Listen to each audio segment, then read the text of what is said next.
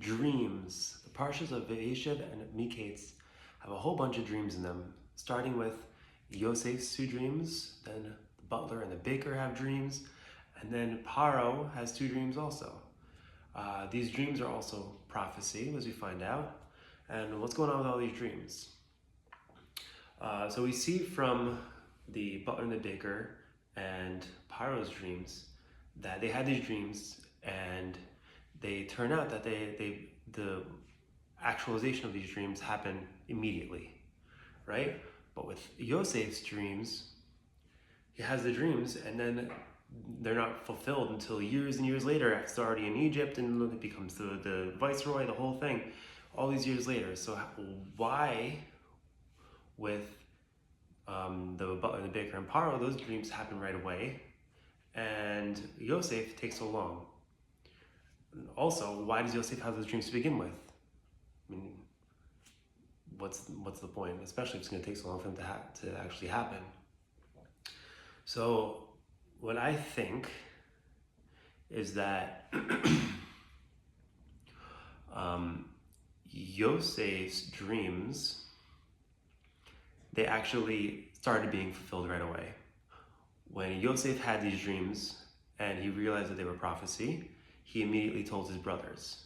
And that caused them to hate him and was the catalyst for the whole story to actually begin, of them hating him, selling him, bringing him to Egypt, where he goes through the whole thing in Egypt, whatever.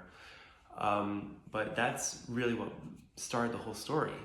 So in that aspect, the actualization of those dreams started right away, just like the other dreams. So that's that answer.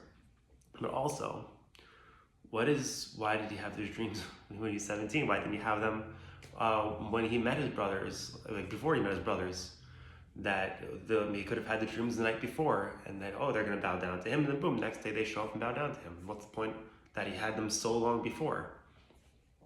So I think that Yosef needed to have those dreams because he knew that one day this was going to happen, that one day his brothers were going to go bow down to him. And it wasn't like a power trip kind of thing to him, though, that they're going to bow down to me, but it's that Hashem has a plan and it's going to be actualized through this happening.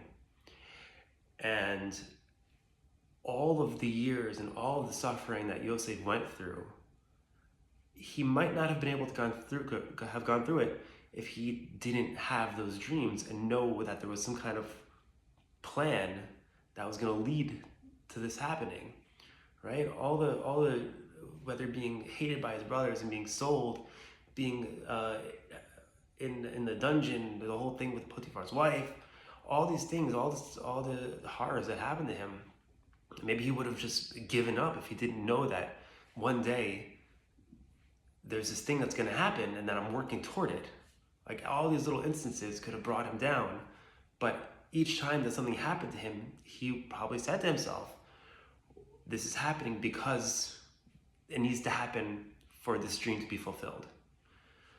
I think that in our own personal lives and also on the kind of grand scale of Jewish existence, we can relate to this because we were promised Mashiach. And it's been a long, dark history throughout Jewish history. And we all face our own challenging things that sometimes we feel like giving up. It's overwhelming. And we're just like, why do I even bother anymore?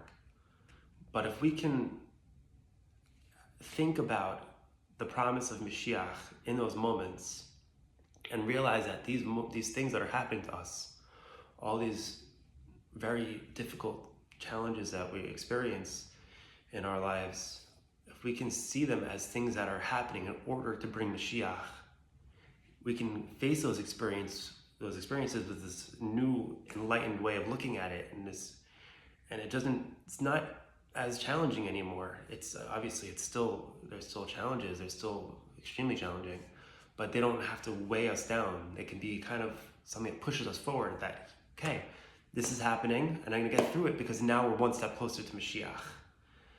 And I think we should try to think about that when we're going through these challenges, that we should be like Yosef, and each challenge that comes up, we should see that it's for the goal of Mashiach, and that as we go through these challenges and we overcome these challenges, especially while thinking about that it's for Mashiach, that we can actually bring Mashiach through all these challenges.